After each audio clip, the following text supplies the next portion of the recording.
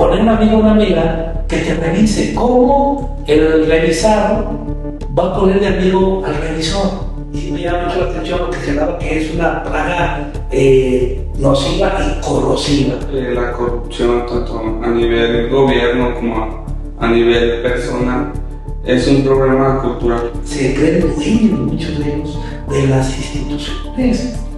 Sí, inclusive a veces, desgraciadamente, los partidos políticos se crean como si fueran agencias de empleos. Oye, oye, esta convocatoria, pero ¿estás tú registrando mi partido? Si estás afiliado. ¿Estás afiliado? No te puedo. No. Caray. También tenemos que cambiar las fiscalías, pero de fondo. Si va a haber un cambio del Poder Judicial, necesitamos también un cambio de las fiscalías, de fondo.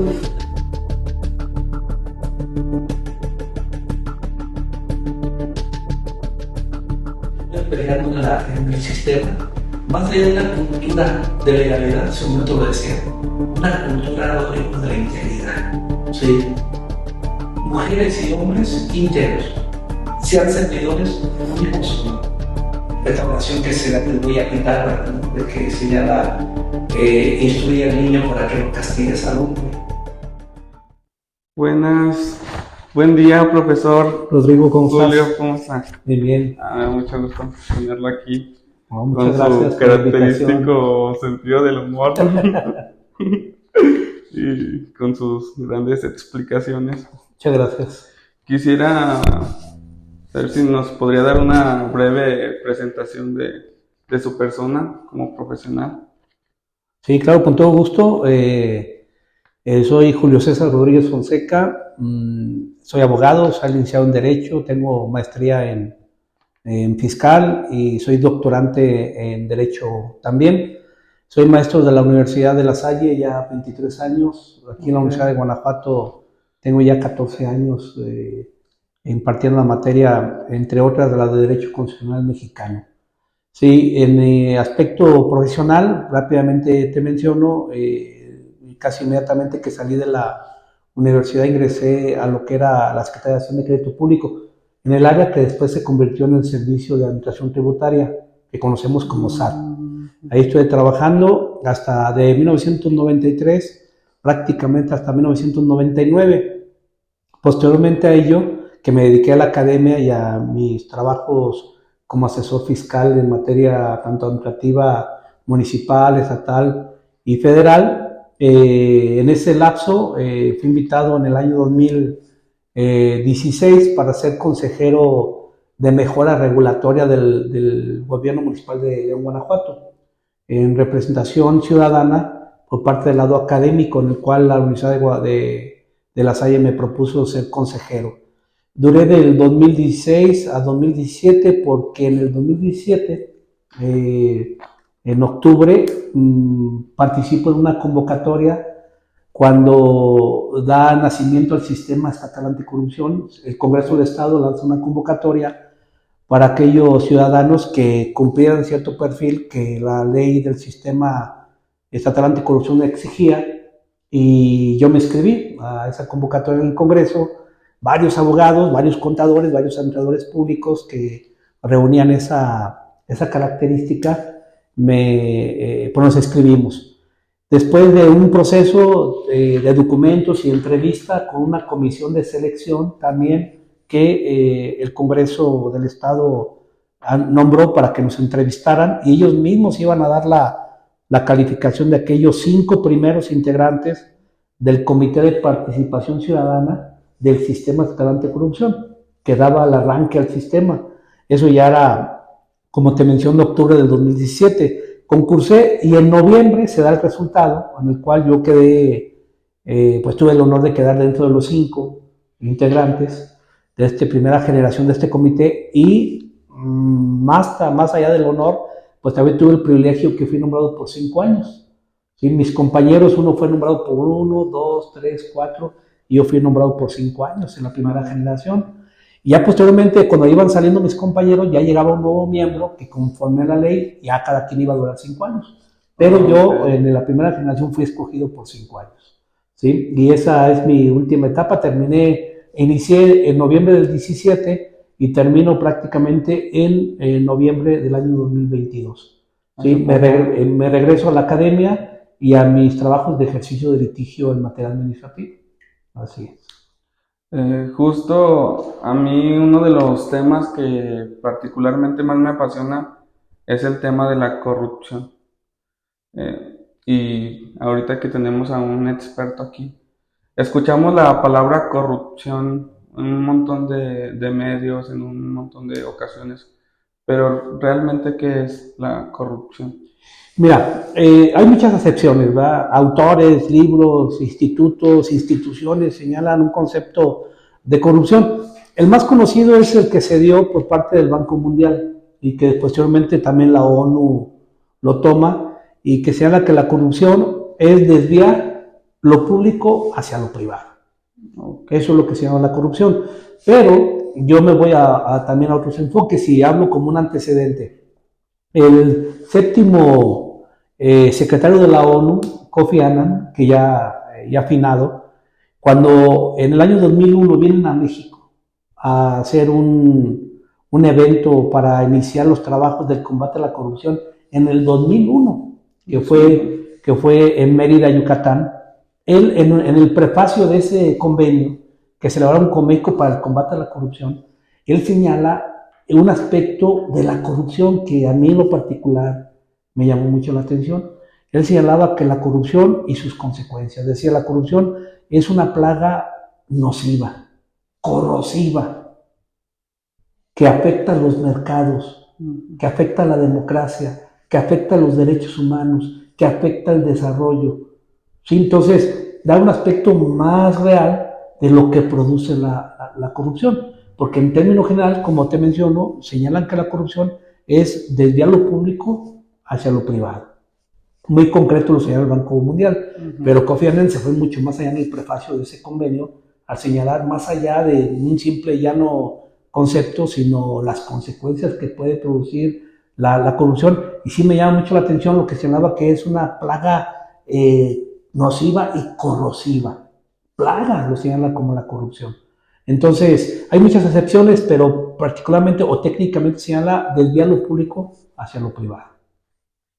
Justo la siguiente pregunta encaminada hacia la corrupción, no tanto es así como de lo público a lo privado, sino también hay conductas interpersonales que también muestran cierta corrupción, como cierta trampa. ¿Usted considera que la corrupción, tanto a nivel gobierno como a nivel persona, es un problema cultural? Mira, me gusta la pregunta porque quiero hacer referencia a quien lo dijo también en este aspecto. Cuando fue entrevistado el presidente Enrique Peña Nieto, que curiosamente en su sexenio, en el 2015, se reforma la Constitución para dar nacimiento al Sistema Nacional Anticorrupción, que posteriormente y conforme a los transitorios de la reforma, Guanajuato en el 2017 reforma su Constitución y en el 2017 inicia el Sistema Estatal Anticorrupción. Bueno, en una entrevista que le hacen a Peña Nieto, él habla sobre la corrupción y él señala, la corrupción es cultural. No le gustó a nadie esa expresión de Peña Nieto, pero en lo particular te digo que es una realidad. Se hizo tan cultural la corrupción en México, tan normal. Se normalizaron, como bien decías hace un momento, las malas prácticas. Se normalizó. Que lo vimos tan normal el hecho que hoy se regula, hasta hoy se está regulando los regalos que le hacen a los servidores públicos ciertos ciudadanos. ¿Sí? Oye, dicen, jefe, le llegó una botella de vino tinto. Oye, jefe, le llegó este regalo de parte de un proveedor. Y sería tan normal. Y el jefe le decía a la secretaria, oye, pónmela en mi escritorio. Sin embargo, hoy, ya con ciertas reglas, ya no pueden aceptar esas dádivas que se llaman. Entonces, pero se normalizó. Pues es normal que yo yendo a una ventanilla, porque me atendió muy bien la persona, mujer o hombre que me atendió ahí, voy y le regalo algo. Unos tacos, un refresco, ¿no? Sí. Oye, pero es que me atendió, no, es que era su deber, su obligación. Entonces muchas cosas se vinieron haciendo como práctica normalizada en una manera de cultura de la corrupción.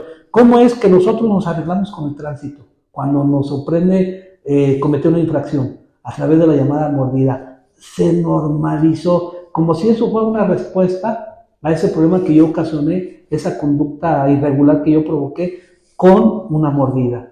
Entonces, tal parece que con dinero hay que sacar los trámites, con dinero hay que convencer a un juez, que con dinero hay que convencer al Ministerio Público, con dinero hay que convencer a mucha gente para que nos haga un servicio público al cual está afecto a realizarlo.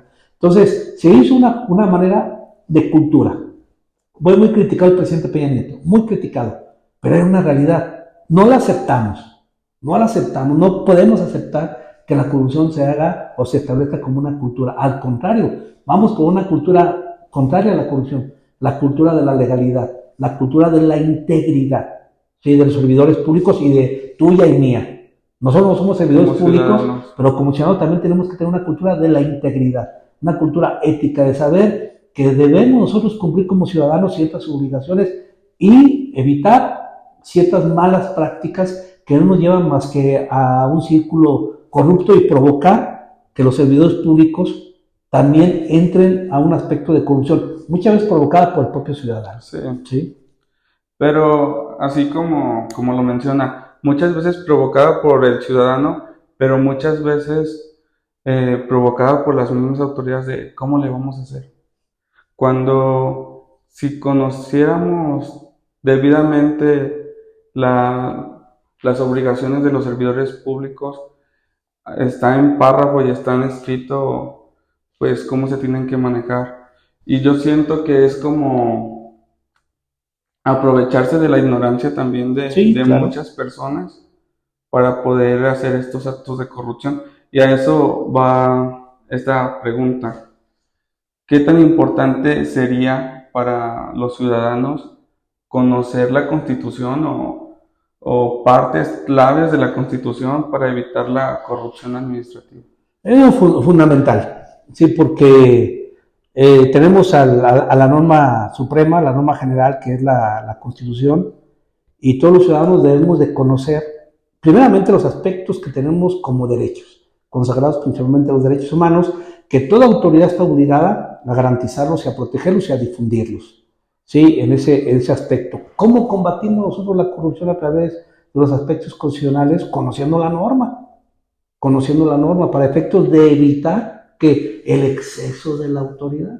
Tal parece que es legal que la autoridad te detenga porque te detenga. ¿Sí? Tal parece que eso es normal.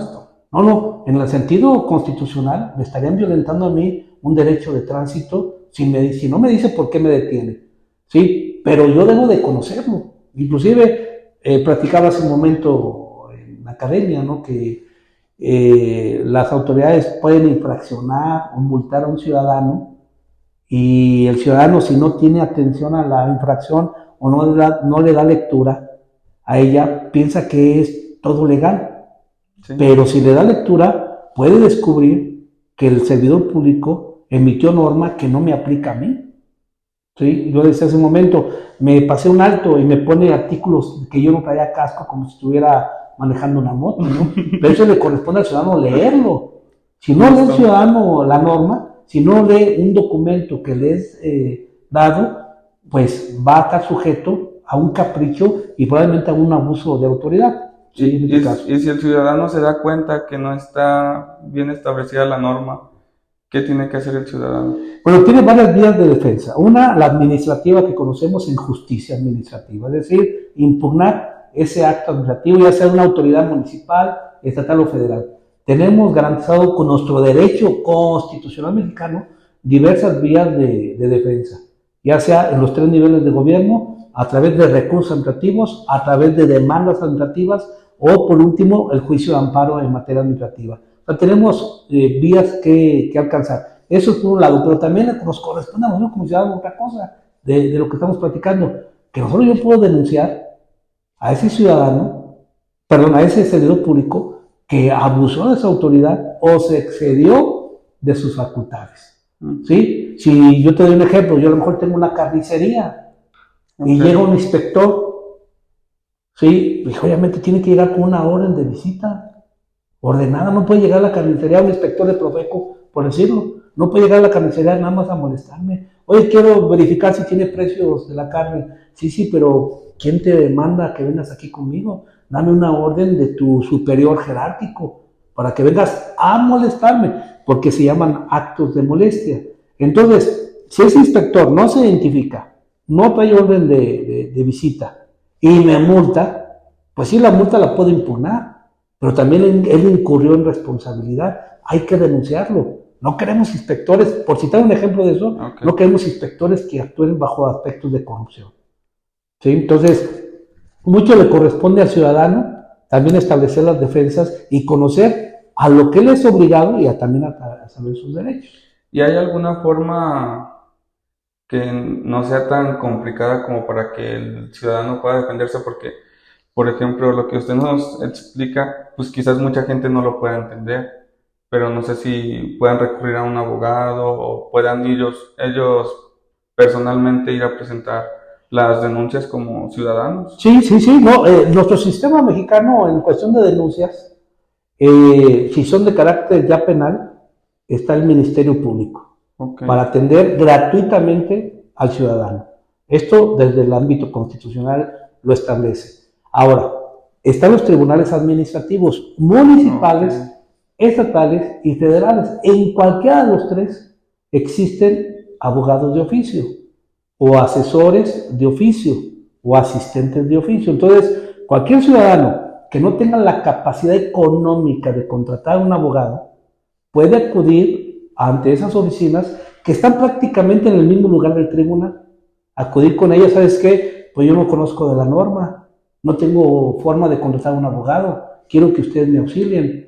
Y tienen la obligación de auxiliar. Soy estudiante, no sé qué hacer, comprendo cierta la norma, pero no sé cómo ejercer mi derecho, tienen que ayudarle. Una persona que no tenga una instrucción educativa, que desconozca, no sabe leer, no sabe escribir, pero quiere defenderse, tienen que ayudarle. Una persona que no tenga recursos, tienen que ayudarle. Entonces existen también dentro de esas instancias oficinas de los llamados defensores de oficio que se les conoce. Entonces la gente, la cuestión es que hay que darle también conocimiento que existen esos abogados, que la gente sepa que existen abogados gratuitos, pagados con las contribuciones públicas, para efectos de asesorar y defender a las personas. Otro tema que yo he notado mucho sobre la corrupción es que es más difícil erradicarla y también es más difícil percibirla cuando un sector lleva demasiado tiempo en el poder, por ejemplo, un partido político. Es un indicativo de corrupción el que un partido lleve tanto tiempo gobernando o administrando algún lugar, una ciudad, un estado. Mira, puede establecerse que pueden crearse a través de esos aspectos hegemónicos políticos, pueden crearse las malas prácticas. Una de ellas puede ser la forma de violentar las convocatorias de designaciones de ciertos funcionarios. Exacto, sí. En el cual, pues sí se lanza una convocatoria con requisitos, tú participas, yo participo, pero ya tienen a la persona. Ya los cogieron antes de la convocatoria. Así es. Eso se da cuando existen este tipo de gobiernos que han sido hegemónicos, ¿sí? En el cual desafortunadamente se hacen dueños o se creen dueños de las instituciones, las cuales son públicas y son de interés público. Entonces sí, puede haber que las malas prácticas se hagan a través de estos gobiernos que se hacen de esta manera hegemónica. Sí, lo más que nosotros podemos decir es la alternancia, ¿no? Que ayudaría mucho a que unos y otros se revisen. ¿Qué pasa cuando es natural? ¿Qué pasa cuando una fuerza política gana, que es la misma que se está yendo? ¿Sí? Entonces, pues resulta ser que no es tan revisora de lo que dejó la anterior, porque somos del mismo... Somos de los mismos. Somos de los mismos. Entonces, ¿qué pasa si llegara el manejo más de la alternancia? Pues estarían más cuidados. La cuestión de la primera, principalmente del desvío de los recursos públicos, ¿no? Que es lo que decía al principio de lo que hablan de la corrupción.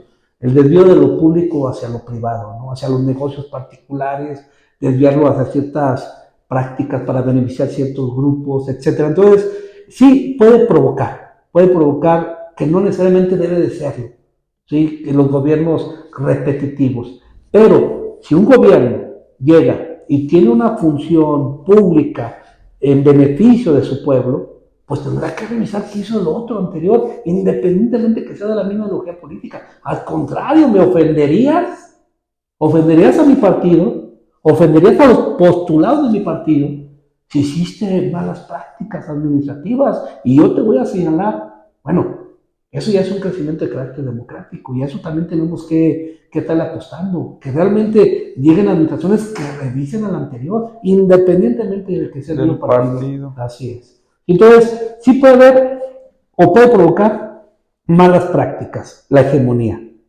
política. No necesariamente. Mucho depende de las cabezas que lleguen. La historia nos cuenta que es las tapaderas, ¿no? Tapan unos a otros y esto se provoca con los gobiernos tan extensos de muchos años, el cual, como te decía hace un momento, y lo conozco por experiencia, se creen dueños muchos de ellos de las instituciones. Justo. ¿Sí? Inclusive a veces, desgraciadamente, los partidos políticos se crean como si fueran agencias de empleos. Uh-huh. Oye, quiero esta convocatoria, pero ¿estás tú registrado en mi partido? Sí, estás afiliado. ¿Estás afiliado? Si no te puedo No, pues ahí está caray. En la Constitución, en ninguna norma señala que para poder concursar o llegar a un cargo público tienes que pertenecer a un partido político. Absolutamente. En ninguna norma ni reglamento ni disposición. Entonces también esa es una mala práctica que se da en los gobiernos hegemónicos, estos que duran tanto tiempo. Sí, yo por ejemplo lo consulté con un administrador público y le dije, oye, ¿y qué onda? ¿Cómo me puedo preparar o qué me recomiendas? Pues para yo poder aspirar a un puesto público. Y fue justo lo que me mencionó. Tienes que estar afiliado al partido. Porque yo personalmente, así me lo comentó, yo entré porque yo estaba afiliado al partido. Y tienes que checar qué partido va a estar en el poder o está en el poder.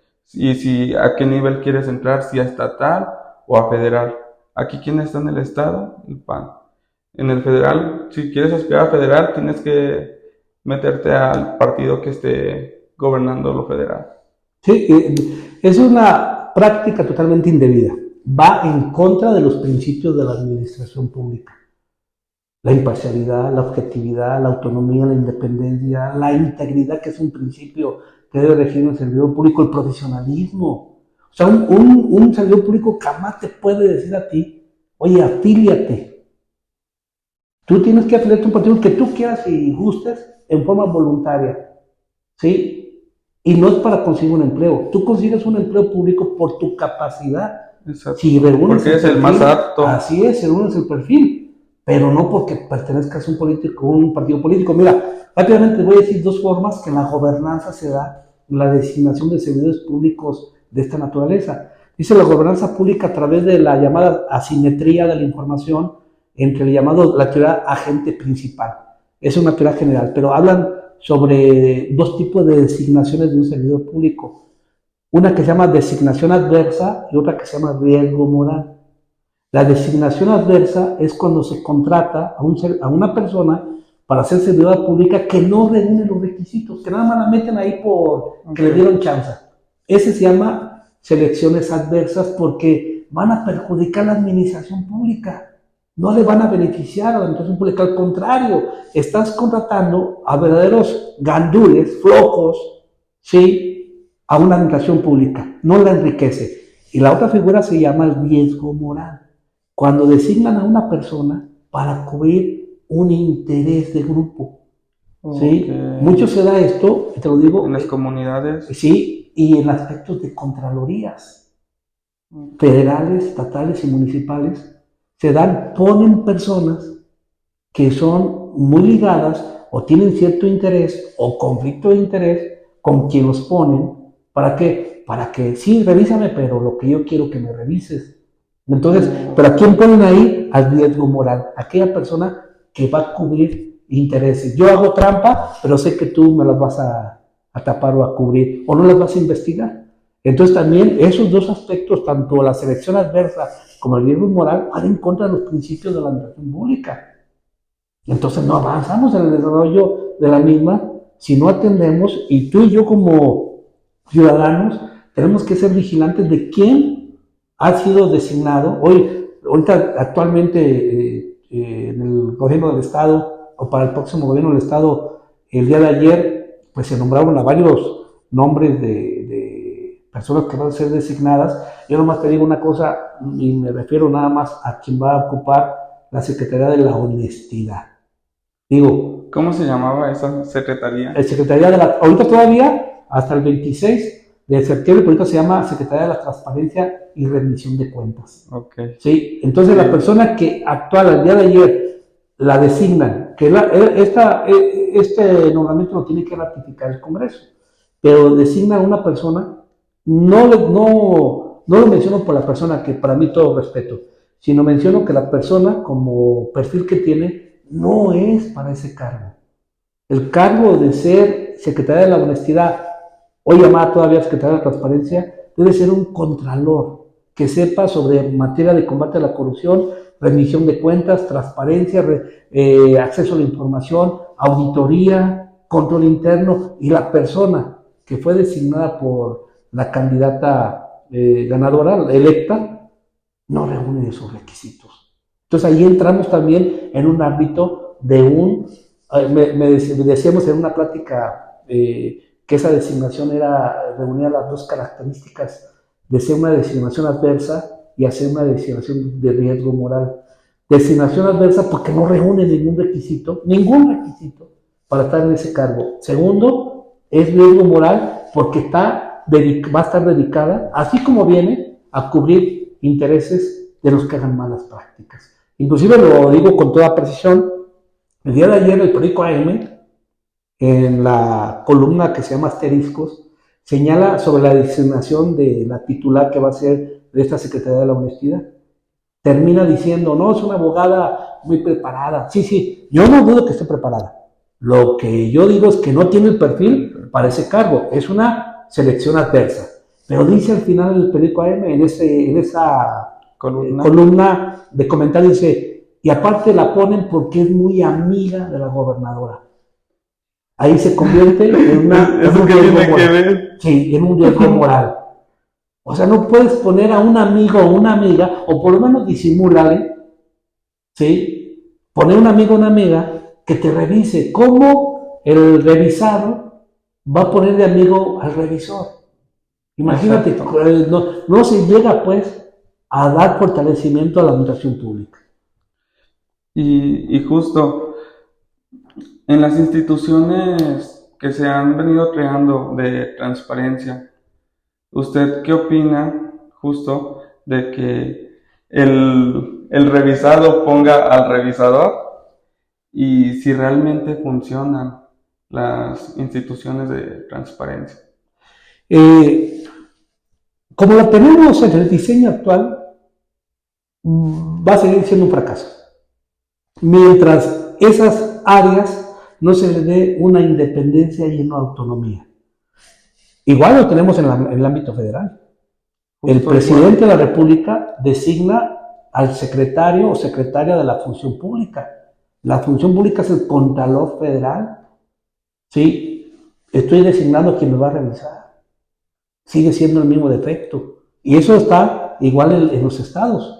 En los municipios, por lo menos en Guanajuato, ha habido una modalidad de cambio, aunque todavía ha sido capturada. De cualquier forma ha estado siendo capturada. ¿Cuál? Ahora ya es un comité ciudadano el que hace una convocatoria para designar al contralor municipal. ¿Sí? Y el comité ciudadano manda una terna al ayuntamiento y el ayuntamiento decidirá cuál de los tres.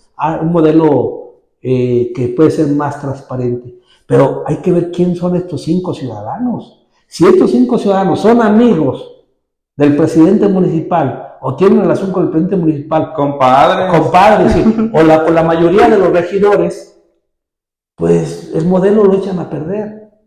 Entonces lo que necesitamos es verdaderas autonomías, sacar primero a la Secretaría de la Función Pública, por llamarlo así, sacarla del Poder Ejecutivo y tenerla como un ente totalmente autónomo e independiente para que revise al Poder Ejecutivo y revise en Contraloría todos los poderes, pero de una forma independiente, autónoma. Igual el Estado de Guanajuato, por decir otro estado. Secretaría de la Transparencia y Rendición de Cuentas, hoy que se va a llamar Secretaría de la Honestidad, tendría que estar separada como un órgano o un área autónoma e independiente con presupuesto directo del Congreso, no que se lo dé el gobernador, ni el otro que se lo dé el presidente, porque entonces te sometes a lo que te den, ¿no? Y estás condicionado. Estás condicionado. Tú como revisor. Sí, estás condicionado. Entonces, si no avanzamos, eso se hizo varios estudios cuando yo estaba dentro del sistema estatal anticorrupción, pero Rodrigo, te digo, no hubo voluntad. No hubo voluntad para que, por lo menos, un diseño. Vamos a plantear esto y vamos a debatirlo, a ver si es posible que nuestra Constitución y las normas correspondientes permitan sacar a este tipo de secretarías fuera de los poderes para que sea independiente. No quisieron ni siquiera iniciar los estudios. ¿Por qué? No les conviene. No les conviene. Sí, oye, voy a poner a mi amigo, como dice la M. Fíjate, lo que dice la M, aparte, son amigas, desde que la que designaron como... Como si fuera requisito, ¿no? Como si fuera requisito, que será el peor de los requisitos, ¿no? Sí. Pero eso pasa. ¿Nos podría platicar sobre su participación en este sistema estatal anticorrupción? Sí, ¿Cómo fue avanzando la experiencia? ¿De qué se trata? Si nos puede mencionar sueldos o... Sí, cómo no, mira. Nosotros iniciamos como Comité de Participación Ciudadana. Iniciamos prácticamente el 15 de noviembre del año 2017. Y nosotros, como marcaba la ley, teníamos que estar estructurando el sistema. Después se creó un llamado sistema del Comité Coordinador, que era parte de la ley, donde iban a estar 10 autoridades, más 2 de nosotros del comité integrando ese comité coordinador para el combate a la corrupción en Guanajuato. ¿Qué es lo que te digo que se logró en estos 5 años primeros? Uno, crear una política pública en materia de combate a la corrupción en Guanajuato. Guanajuato fue de los primeros estados de la República en tener su propia política anticorrupción. Ya la tenemos en Guanajuato, ¿sí? Entonces tenemos a partir del año 2021 nuestra política estatal anticorrupción publicada en el Plan Crucial del Estado. Es el instrumento que nos sirve para combatir la corrupción en forma ordenada. La corrupción no se puede combatir en forma desordenada. No. Hay que combatirla en forma ordenada porque, fíjate, se llama sistema estatal o el general, sistema nacional. Pero me refiero al estatal, sistema estatal anticorrupción. ¿Por qué sistema? Porque definitivamente hay otro sistema corrupto que está muy bien diseñado y lo integran muchos profesionistas, empresarios también.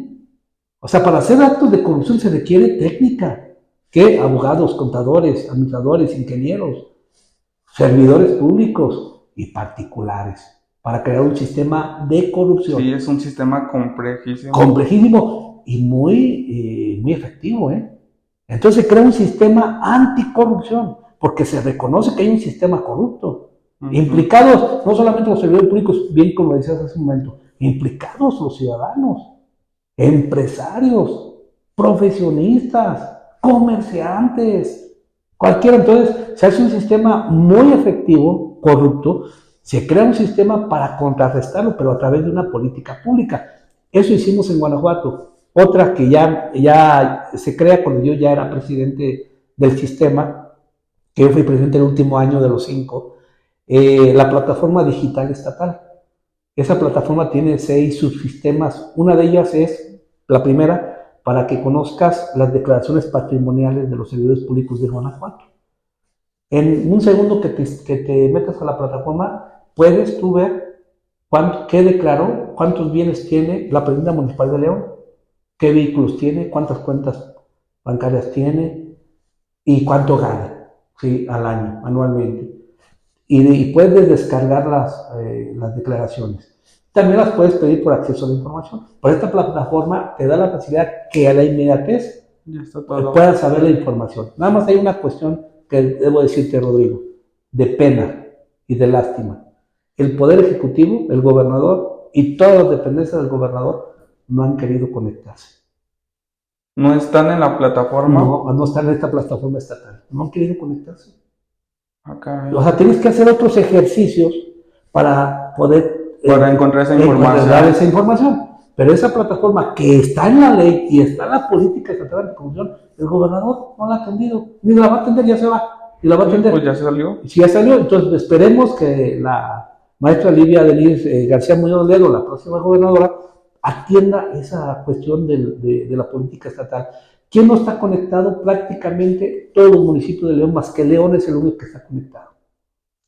Los demás municipios Pero no. se supone que se llama estatal, ¿no? Se llama estatal. Y los municipios, el pretexto es que no es que nosotros nos dirigimos a lo que nos diga la Secretaría de la Transparencia, que hoy se va a llamar honestidad. Pero no, tú eres un municipio autónomo. Tú rígete bajo una política estatal que ya te diseñamos y conéctate. No, es que estamos sabiendo qué nos dice. No, y el justo Estado. el que nada debe, pues nada teme. Ah, teme, así es. Pues tan solo el servicio público debe ser tan transparente, Rodrigo, y lo que gana tiene que ser publicado. Y voy a lo que también preguntaba. Bueno, hicimos la política estatal anticorrupción, la plataforma digital estatal, varios proyectos de recomendaciones, porque nosotros podíamos emitir recomendaciones para que las instituciones públicas de Guanajuato las atendieran para combatir las malas prácticas, ¿sí? Las malas prácticas. Pero sí quiero hacer referencia a algunas cosas que yo en lo particular, como integrante del sistema estatal anticorrupción, diseñé, promoví, pero no se pudo tener voluntad para concretarse. Y te digo rápidamente que hoy estamos sufriendo, fíjate, propuse para que el gobernador del estado ya no metiera sus manos en la designación de los comisionados del Instituto de Acceso a la Información Pública del Estado de Guanajuato. Que ya no los escogiera él. Que ya no las propusiera él, porque la Constitución lo permite. Es lo que yo le he llamado las facultades metaconstitucionales. Entonces, propuse el diseño bajo estudio, Rodrigo. No fue nada más el capricho, ¿no? No. Un derecho comparado, como los tienen los demás estados, donde ya el gobernador no tiene participación. No, pero en Guanajuato, aquí el sistema estatal de corrupción no lo aceptó. Votó en contra, ¿no? Bajo ciertos pretextos, ¿no? Que el gobernador siga designando, caray. Otra, que el gobernador ya no designara a los magistrados del Tribunal de Justicia Administrativa. Tampoco lo quisieron aceptar. Otra, que yo pedí varias veces que se reformara el Poder Judicial, su ley orgánica, ¿sí? Por ciertas conductas que ya no van a la realidad de Guanajuato.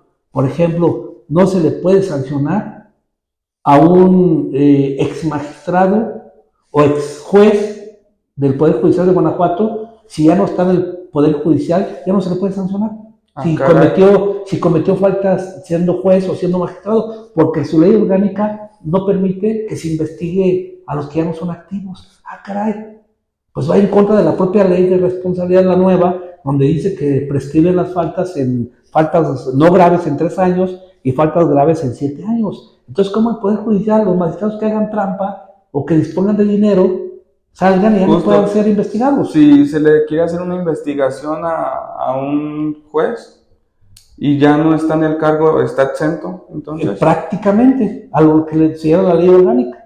¿Tienen que esperar esos 7 años? No, o ya no se puede. Nada, no se puede, la ley no permite que se abra la investigación. Caray. Pues todos vamos a hacer pues es como si tuvieras pase libre para hacer la corrupción. Sí, sabiendo que ya te vas a ir, que ya terminaste tu periodo, puedes hacer las trampas que quieras. Y dejas a quien tú quieras también. Así es, y al cabo tú sales y ya no te van a hacer nada. Esa observación yo se la di al Poder Judicial del Estado, que no la quiso atender. O dijeron, sí, vamos a atenderla, pero se hicieron oídos sordos. Le dijeron que sí, pero no cuándo. No cuándo. Sí, entre otras cuestiones, tú no puedes presentar como ciudadano una denuncia en contra de un juez en forma anónima. O sea, un juez en activo, tú tienes que poner tu nombre. ¿Quién está denunciando al juez? Oye, pero las leyes de responsabilidad actuales, Rodrigo, señalan que las denuncias pueden ser anónimas. Pero contra un juez no. Contra el Poder Judicial no, porque su ley orgánica no permite las denuncias anónimas. Te digo rápidamente, tuve una experiencia donde un grupo de abogados, siendo yo todavía, inclusive era presidente del sistema, un grupo de abogados que llevan muchos asuntos en el Poder Judicial, se han acercado conmigo y me habían dicho, oye, queremos denunciar unas malas prácticas de un juez. ¿sí? Que le dio a favor cierta resolución a una empresa y tenemos evidencia que él tiene relación con esa empresa. Y era un asunto muy importante, de mucho dinero. Entonces, queremos denunciar, entonces, pero nos están pidiendo que pongamos nuestros nombres del denunciante. Si pongo a mi cliente, así le va a ir con el gobierno porque el cliente de ellos es proveedor de gobierno. Le van a quitar los contratos. Segundo, si ponemos el nombre de los abogados, tenemos muchos asuntos en el Poder Judicial. Los van a agarrar de bajada. Los van a agarrar de bajada. Entonces, ¿cómo no permiten? Y también se platicó, Rodrigo, en su momento, con las autoridades del Poder Judicial, igual, no se pudo avanzar absolutamente nada. Hoy nos dolemos de la reforma judicial. También propuse en su momento que ya el gobernador no propusiera a los magistrados del Poder Judicial. No, voluntad. Hoy nos estamos arrepintiendo. El gobernador esta semana acaba de designar a una magistrada, a la que era su asesora jurídica. Y ya se va el gobernador. Y ya se va. Y designó a otros en todo el tiempo. Entonces, sí nos quejamos en lo federal de que la reforma judicial, pero todas las cuestiones que estamos haciendo en Guanajuato, Rodrigo. Sí, o sea, no hace falta ver el nivel federal cuando aquí en la misma casa tenemos el problema. Tenemos el problema, así es. Entonces, y no lo quisimos tratar de resolver. Se propuso, estoy hablando ya, por lo menos hace 3 años que se propuso esto y no se quiso avanzar en nada. Y vamos a pagar las consecuencias de todo esto, de todos estos asuntos, ¿no? Entonces, mucho se da, pues, en que se da en este apartado del sistema estatal anticorrupción. Yo había escuchado el término de chayoteros y estoy seguro que mucha gente y muchas personas han escuchado el término chayoteros, pero no, tampoco sabemos a qué se refiere. ¿Está ligado con la corrupción en los medios de comunicación? Sí, bueno, lo conocemos así, ¿verdad? Es que es una palabra que se utiliza un montón en los medios también. Así es. Y fíjate que es muy curiosa, porque al final de cuentas es una mala práctica que genera corrupción. Es decir, cuando hablamos primero en lo general del chayote, es la dádiva, o sea, el dinero que entrega el gobierno a un medio de comunicación o a un periodista en particular o a un comunicador, a fin de que el comunicador, el medio de comunicación o el reportero desvíe la información real o la haga simulada o haga datos totalmente incorrectos, pero en base a un chayote, es decir, a una dádiva. Ahora, ¿cuándo se dio este asunto del chayote? Ya tiene muchos años, desde la historia nos marca, si no me equivoco, desde el presidente Echeverría Álvarez, hace ya muchos años. Tú no nacías todavía, Rodrigo, no. Pero el chayote se daba porque se dice también el piquete de ojos, también se le llama. Pero el chayote se daba porque era prácticamente como tú y yo conocemos al chayote, que tiene espinitas, ¿sí? Y se decía el chayote porque te daban un dinero que tenías que tomarlo sin que te espinaras. O sea, simúlalo. Toma el dinero, no hables mal de mí, o por lo menos, si vas a hablar, desvía la información, pero te voy a dar dinero, pero esa era parte del chayote, es decir, tomar ese dinero, pero que no te espinaras, que evitaras espinarte. Pero hoy día, Rodrigo, ya no les importa espinarse.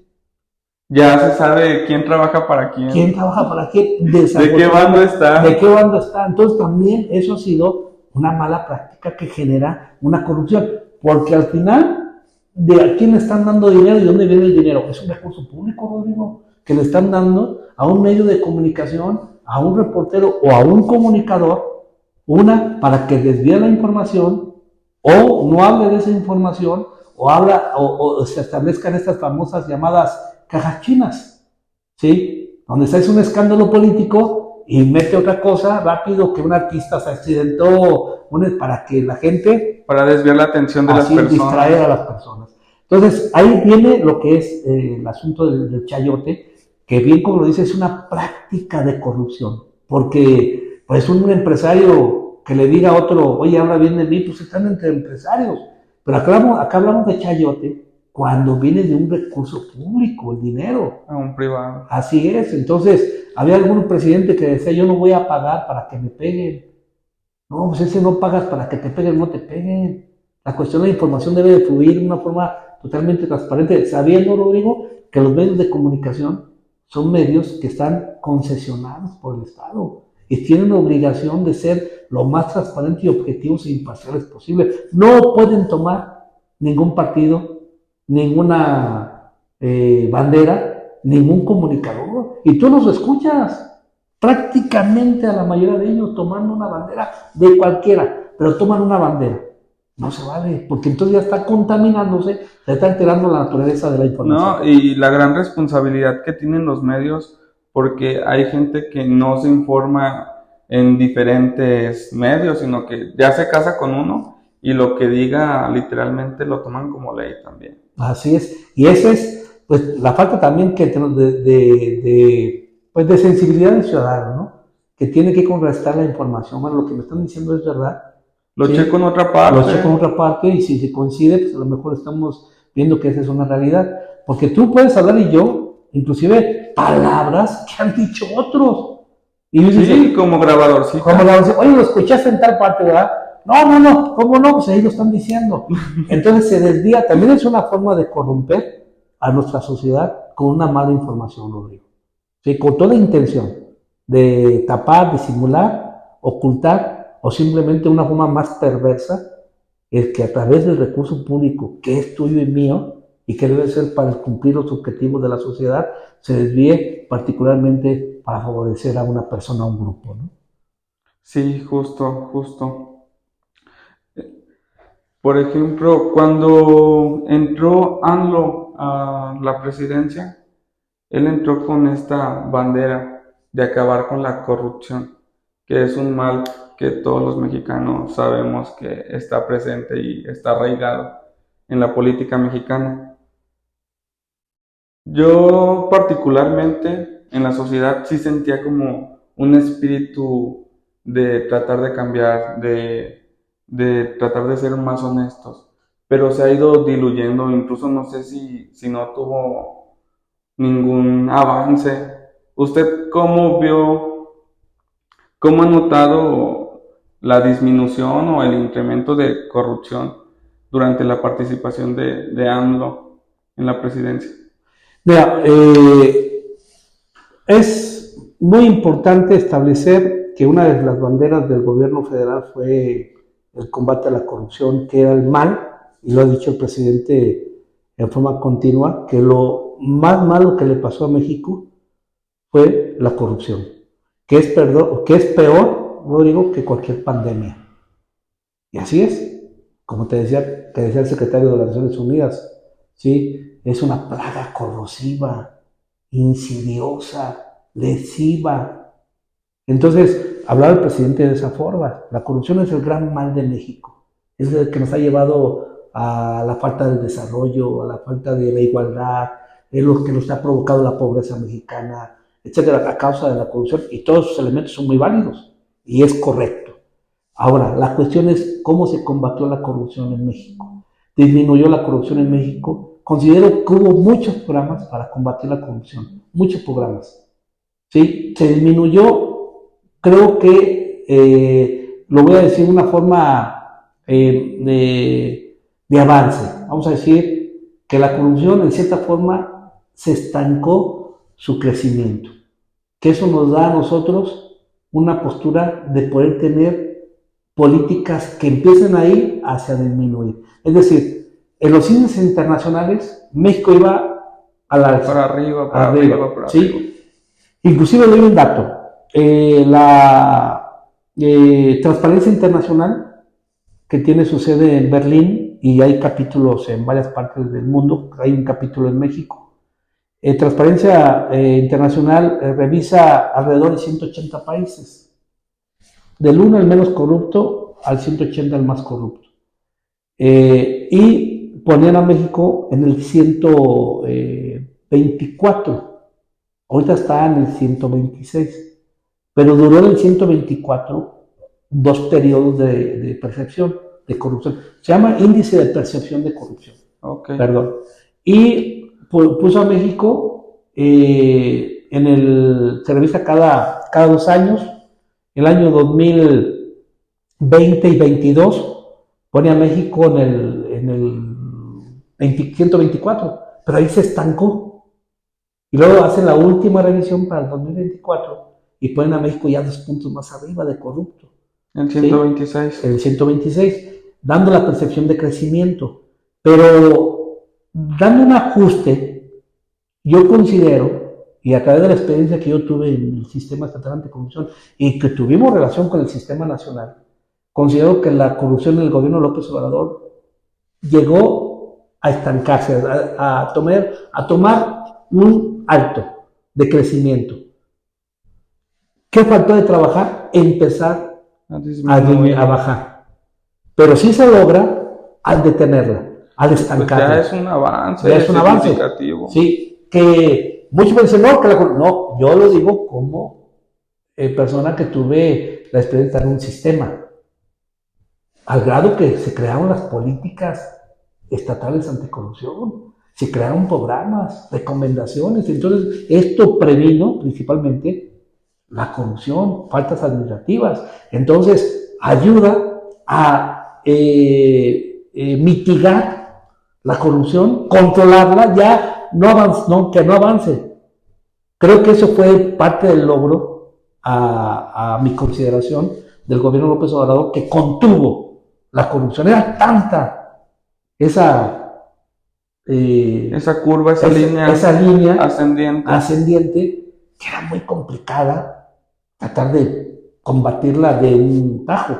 Entonces creo que ese fue parte del logro, el haber mitigado y contenido esa corrupción. Ahora, ¿qué es lo que hace falta? Lo que le faltó, empezar a tener los mejores modelos para empezar a disminuir. Pero ya están la estructura, ya está los sistemas para empezar a disminuir esa percepción, por lo menos que tiene México, y bajarla a los niveles de mayor número de beneficio, pues, que sea de los países que estén dentro, por lo menos de los primeros 50 menos corruptos, ¿no?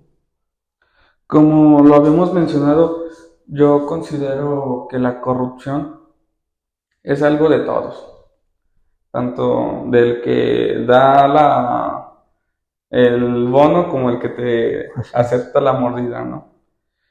¿Cómo podríamos trabajar como sociedad y como gobierno para quizás no eliminar la corrupción, pero sí disminuirla? Mira, se da mucho hoy día que también deriva de los sistemas anticorrupción, los que son los códigos de ética y de conducta, Rodrigo. Okay. ¿Sí? Hoy también se llaman los códigos de ética empresarial. El empresario debe de conocer que hay reglas de valores y conducta. Nosotros como ciudadanos, desde la universidad, tenemos que conocer nuestro código de ética y de conducta, los alumnos, los maestros, las autoridades. Es un instrumento de combate a la corrupción efectiva en los códigos de ética y de conducta. ¿Por qué? Porque vienen a retomar, Rodrigo, lo que dejamos muchos años, los valores. Los valores, sí, justo. Así es, y los principios que deben de regir entre la relación ciudadano-gobierno y también entre ciudadanos. Porque el código empresarial deriva a tener empresarios honestos y éticos con sus trabajadores. Pero también el trabajador debe de conocer el código de ética de su empresa para que tengamos trabajadores éticos y honestos en relación a su patrón.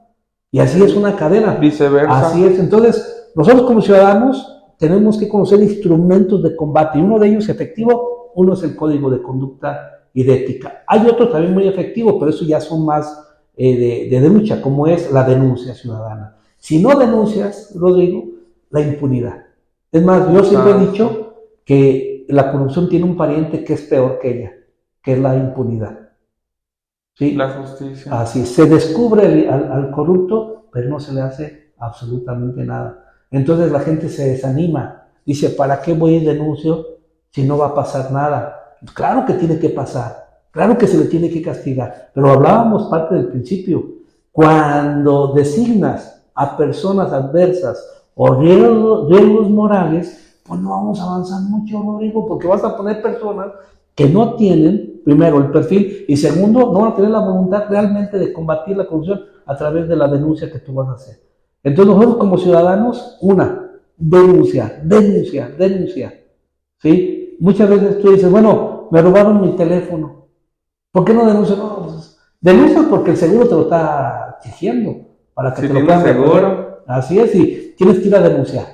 Pero cuando te roban algo, dicen, no, ya para qué voy si el Ministerio Público nada va a hacer. No, eso lo tenemos que revertir. Entonces, ¿qué necesitamos? Un Ministerio Público con más vista al pueblo. No un Ministerio Público únicamente burocrático. También tenemos que cambiar las fiscalías, pero de fondo. Si va a haber un cambio del Poder Judicial, necesitamos también un cambio de las fiscalías, de fondo, Rodrigo, de fondo. Eso, imagínate, los abogados que en su práctica van hacia los ministerios públicos, batallan. Ahora imagínate uno como, el como persona, como persona común, que no tiene una profesión de abogado. Fíjate, si el abogado batalla, ahora imagínate el ciudadano. Entonces también tenemos que tener una reforma. Entonces, hoy necesitamos lo que yo siempre estuve peleando en el sistema, más allá de una cultura de legalidad, en su momento lo decía, una cultura, Rodrigo, de la integridad. ¿Sí?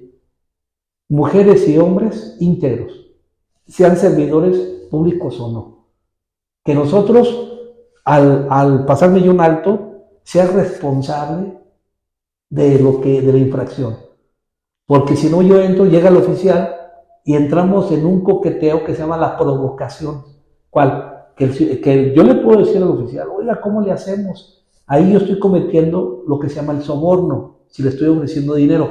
Si es el oficial, el servidor público, el que me está pidiendo dinero, él está cometiendo un cohecho. Sí, por ser servidor público comete cohecho. Y yo cometo como ciudadano un soborno. Sí, al darle dinero o él pedirme dinero, comete el cohecho. Pero yo debo de parar eso, yo debo de parar ese círculo.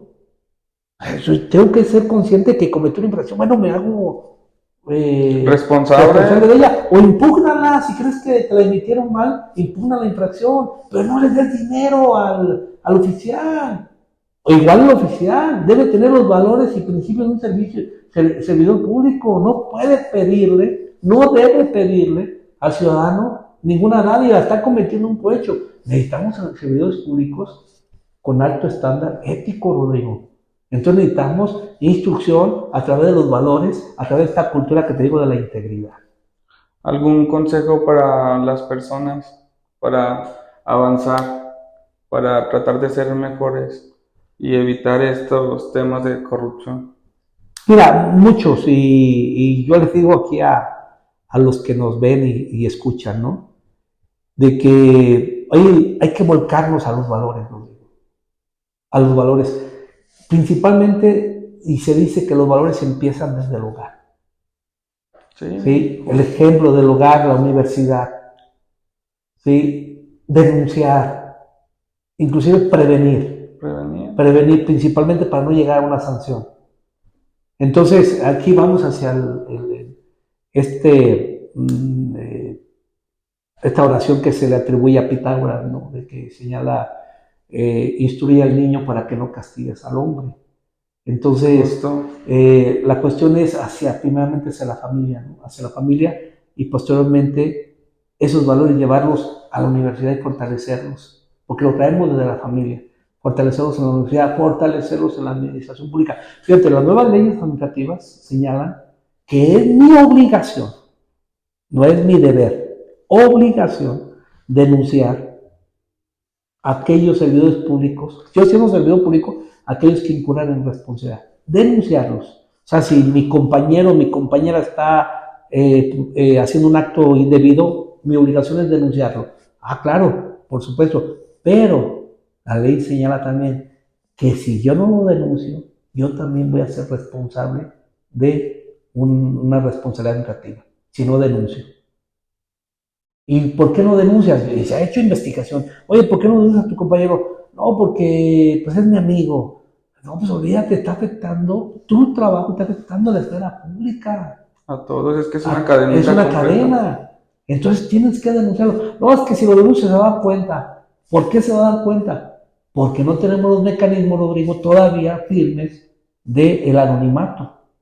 del secreto del anonimato. Sí, ¿Sí? con el anonimato pues ya te quitas de bronca. ¿Quién fue el que dijo? ¿Quién sabe? ¿Sí? Se sigue la denuncia, no al denunciante. Así es. Y muchos acá que la información, desafortunadamente pasó muchos casos, Rodrigo, donde tú vas a presentar la denuncia, que es las Contralorías, de ahí sale la información. Entonces necesitamos también contralores y personas servidoras públicas de las Contralorías con alto estándar ético. Y si te digo por mi experiencia, que conocí gente en Contralorías, verdaderos servidores públicos de gran calado, pero también conocí desafortunadamente gente corrupta en las Contralorías. Gente corrupta en las Contralorías. O sea, en el órgano que está dedicado a combatir la corrupción, Gente muy corrupta. gente muy corrupta. Y desgraciadamente muchos saben o sabían de la corrupción de este servidor público y desafortunadamente nunca lo denunciaron. Calladitos. Calladitos. Entonces, tenemos que avanzar unos y otros. Dicen por ahí, ¿no? Que el combate a la corrupción es una responsabilidad de todos, pero se convierte en una responsabilidad de nadie, si lo decimos así. Sí, cierto, Sí, completamente. El combate a la corrupción es una responsabilidad que te toca a ti y la que me toca a mí, la que le toca a la autoridad combatirla. Porque si dice un funcionario, un servidor público, vamos a empezar en Guanajuato y el combate a la corrupción y el combate a la pobreza es un asunto de todos. No, no. Estás mintiendo porque estás haciendo que se crea un asunto de nadie. No, tú como autoridad haz lo que te corresponde bajo el principio de legalidad. Y tú y yo como ciudadanos lo que nos corresponde bajo también. Agarrar la responsabilidad y sacarla adelante. Adelante, la que corresponde a cada uno. Yo no le voy a exigir a la autoridad, o no le voy a hacer responsable a la autoridad que yo haga una trampa. Pues no. A mí me corresponde combatir la corrupción y evitar malas prácticas, las que me corresponde evitarlas a ti, Rodrigo, y las que le corresponde a la autoridad. Pero si hablamos de esos lenguajes, de que contra la corrupción de todos se convierte en un asunto de nadie, porque se desvía.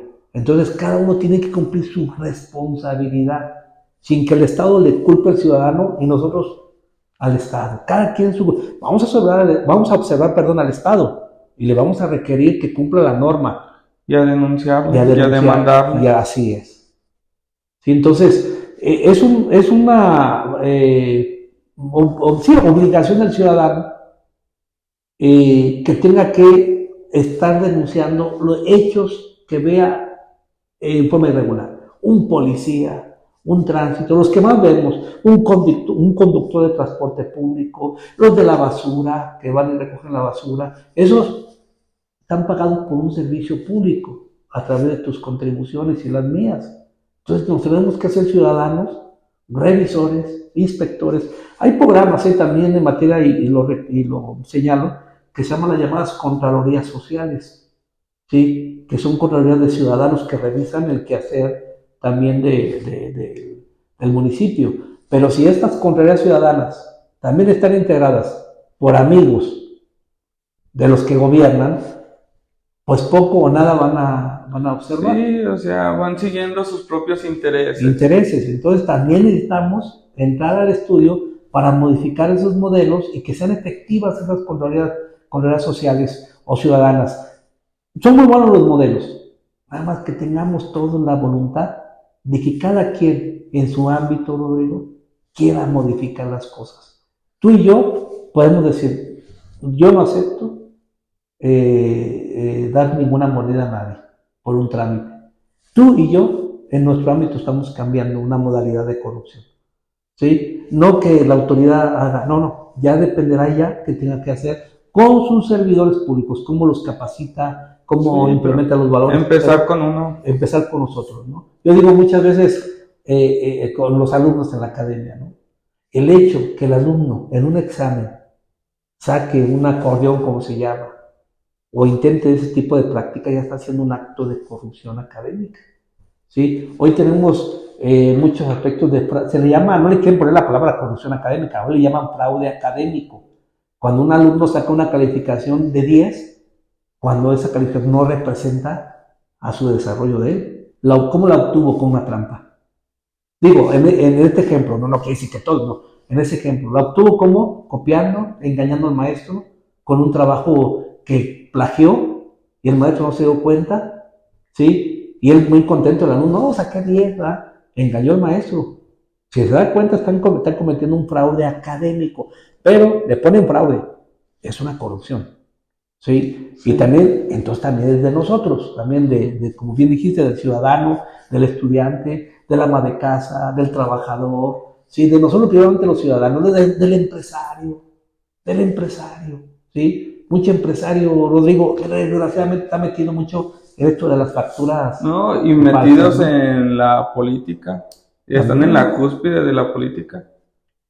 Sí, también, y que se hacen empresarios políticos, ¿no? Se hacen empresarios políticos. Y ven que hay mucho negocio también. O sea, hay empresarios muy dignos que trabajan y que muchas veces entran a la política por vocación, pero creo que la mayoría entran por sus propios intereses para beneficiarse. Así es, sí, no, y León podemos contar de muchos asuntos o aspectos donde el empresario está muy metido en los ingresos del municipio de León. Bueno, en el estado de Guanajuato.